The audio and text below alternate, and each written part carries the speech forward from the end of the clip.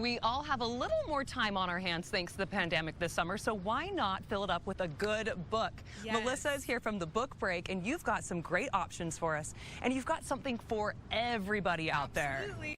Take us through. Okay, so my first book recommendation is for the person that wants to know how to be a good leader, right? And we might think that that means only in the workplace, but at home, in the community, and also, of course, in the workplace. So it is Don't Just Manage Lead by Arthur F. Coombs, although he also goes by Art Coombs. Okay.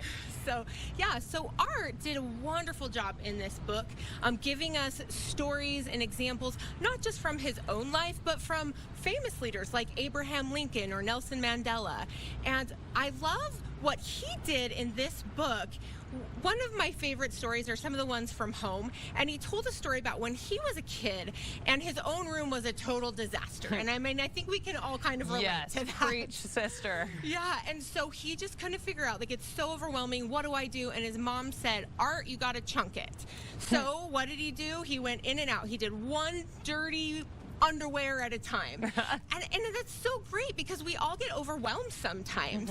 And this is what we can do. We can chunk it. Take one piece of that task at a time. So he tells us, how do we inspire ourselves? How do we inspire others? How do we build that positive self-image? And of course, how do you lead people through love? Because honestly, if you're just manage, task, Right. you lose them. Yeah, you don't have the joy out of life is gone. So what's